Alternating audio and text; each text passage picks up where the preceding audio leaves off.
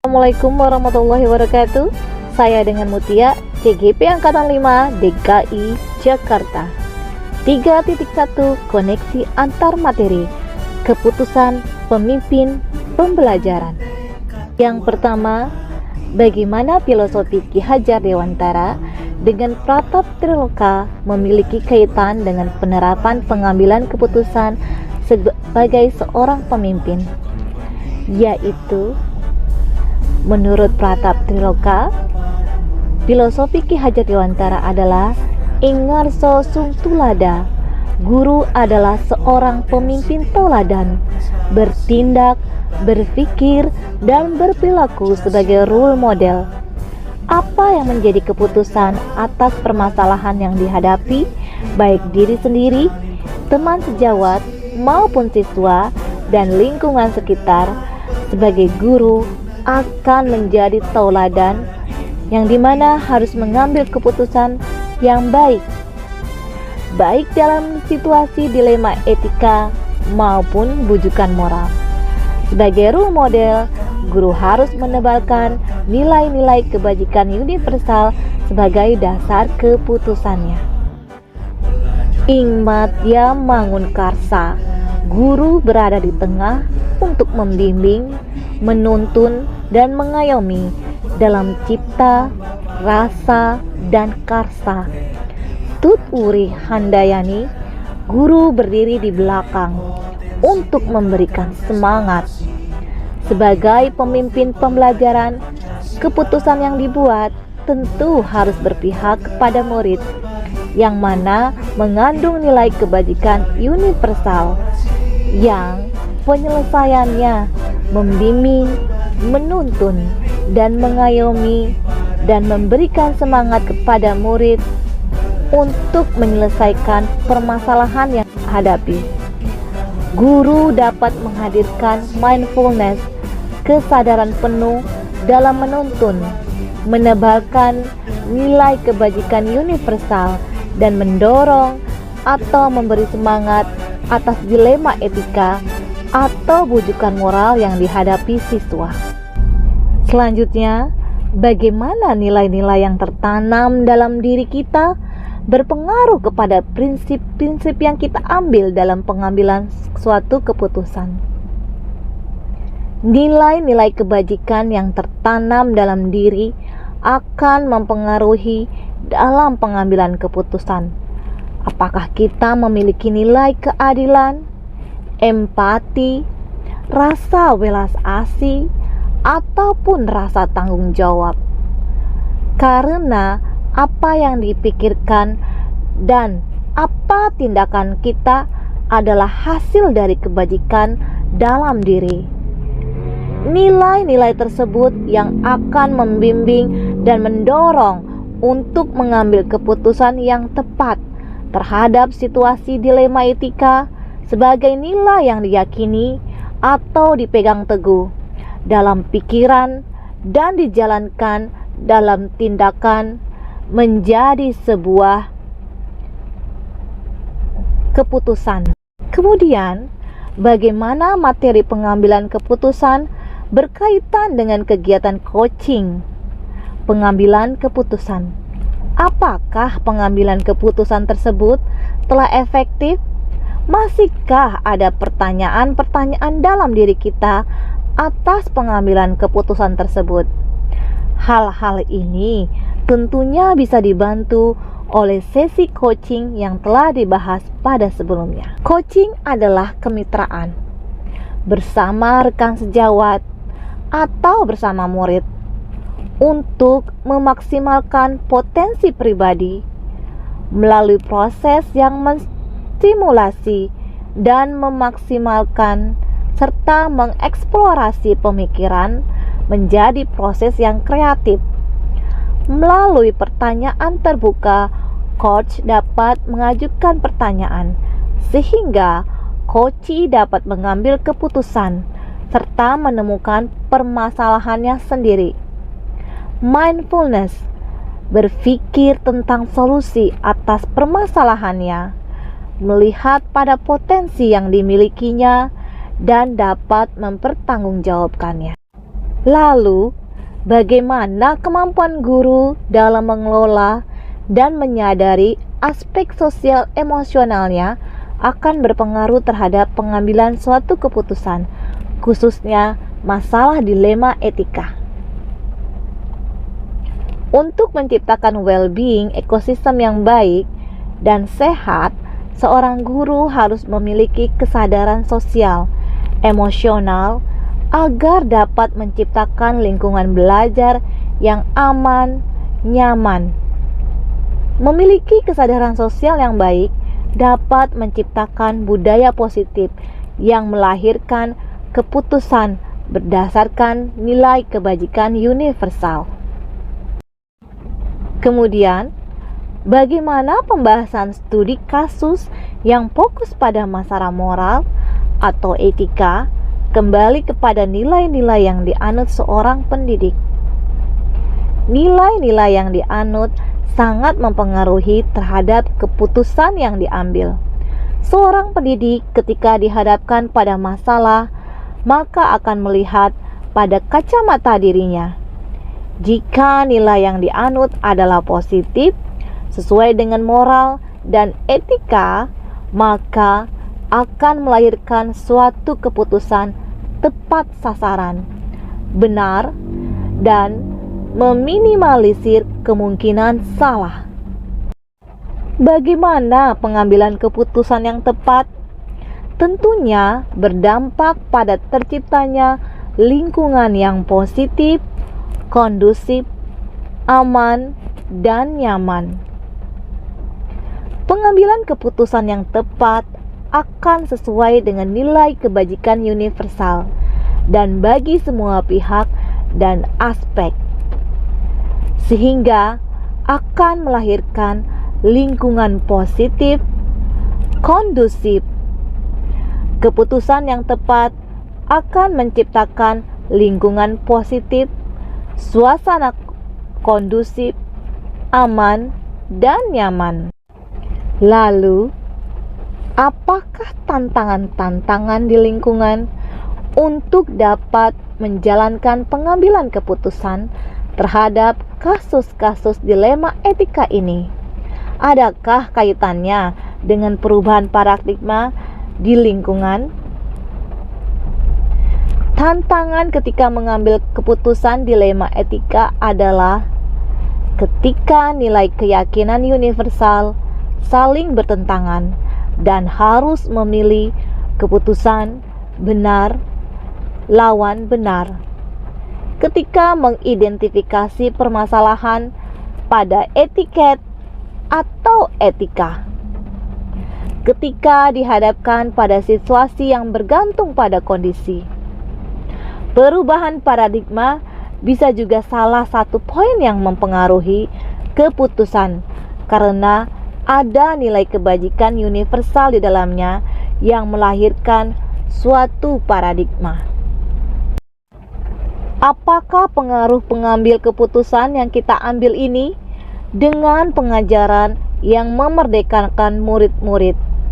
Bagaimana kita memutuskan pembelajaran yang tepat untuk potensi murid kita yang berbeda-beda?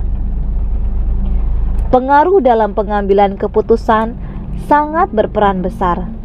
Sebagai pemimpin pembelajaran harus mendasarkan keputusan pada salah satu unsur, yaitu berpihak kepada murid untuk mengembangkan potensinya sesuai kodrat alam maupun zaman. Untuk memutuskan pembelajaran yang tepat pada murid yang berbeda-beda, pemimpin pelajaran harus melihat pada kesiapan murid, minat, maupun profil murid.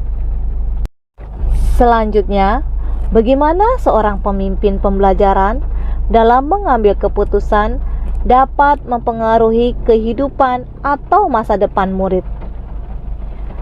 Pemimpin pembelajaran yang dapat mengambil keputusan tepat untuk kehidupan murid akan memberikan dampak akhir yang baik, yaitu terciptanya well-being dengan memperhatikan kebutuhan belajar murid dan menggali potensi sehingga saat terjun di masyarakat, murid dapat menjadi pribadi yang diandalkan atau berkontributif.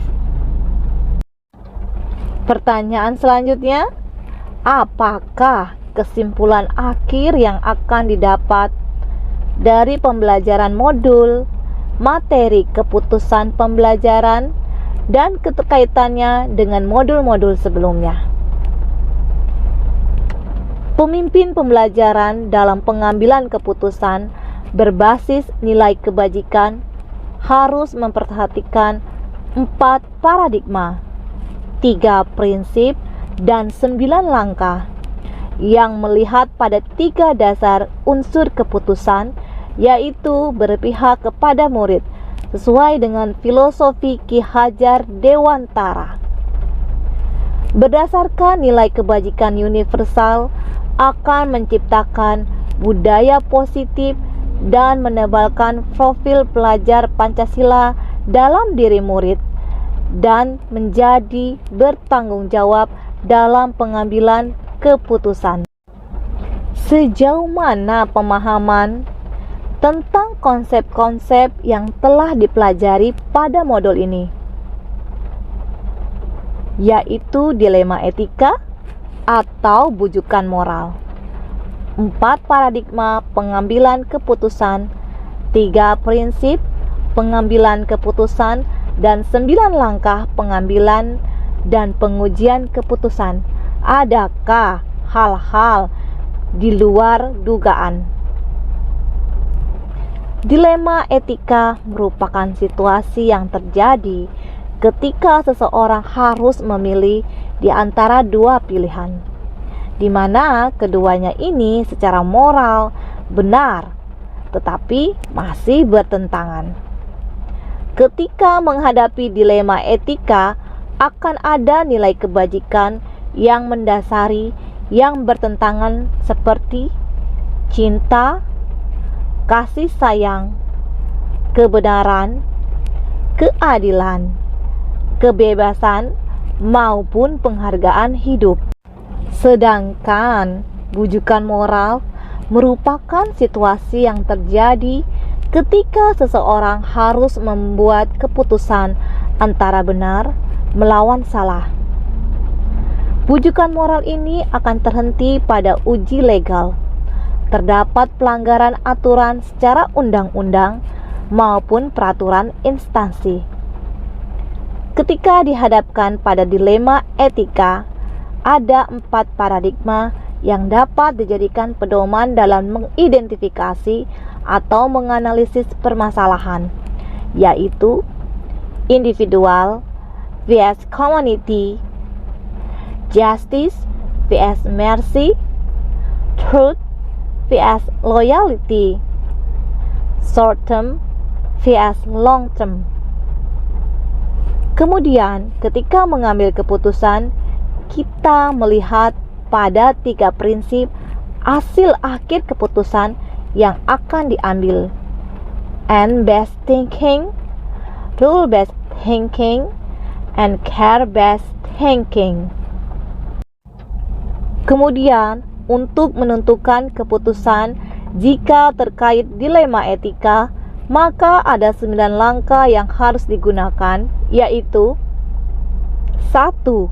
Mengenali nilai-nilai yang saling bertentangan. 2. Menentukan siapa yang terlibat dalam situasi ini. Ketiga, mengumpulkan fakta-fakta yang relevan. Keempat, pengujian benar atau salah, uji legal, uji regulasi atau standar profesional, uji intuisi, uji publik, uji panutan atau idola. Kelima, pengujian paradigma benar lawan benar menggunakan 4 paradigma.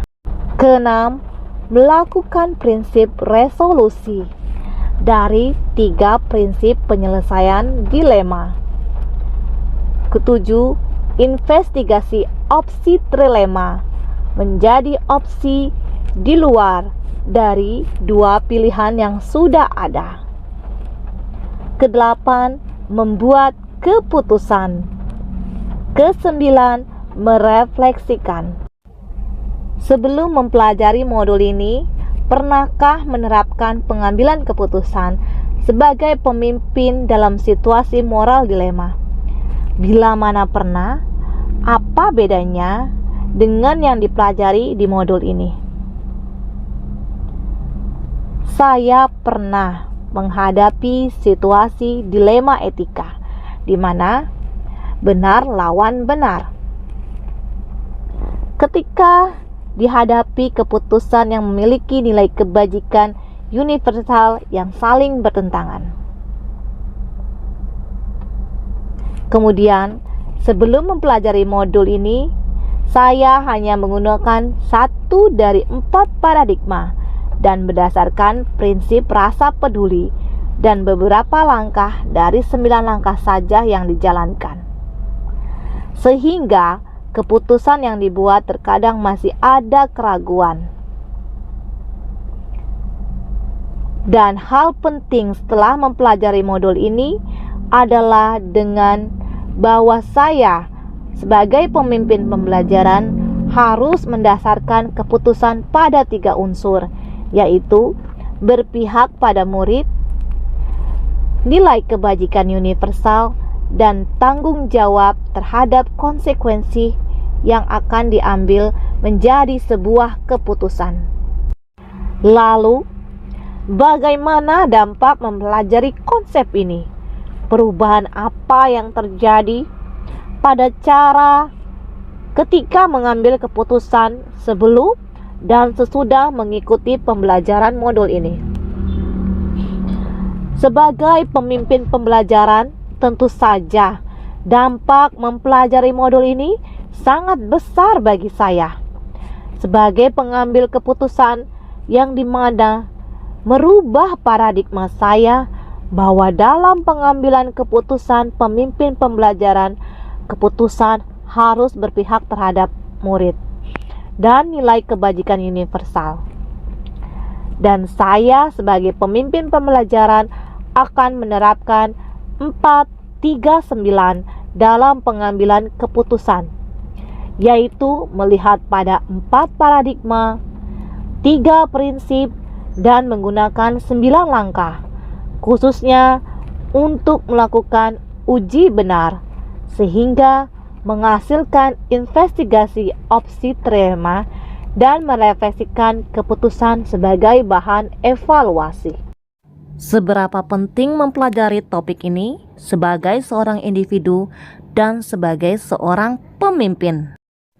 Dalam mempelajari modul pengambilan keputusan pemimpin pembelajaran menggunakan 4 paradigma, 3 prinsip, dan 9 langkah, sangat penting sekali saya sebagai seorang individu maupun pemimpin pembelajaran ketika nantinya dihadapkan pada pengambilan keputusan, saya dapat menerapkan 4 paradigma, 3 prinsip, dan 9 langkah untuk menghasilkan keputusan yang dapat dipertanggungjawabkan ke depannya dan menciptakan well-being ekosistem, menciptakan rasa aman, nyaman bagi semua warga komunitas sekolah.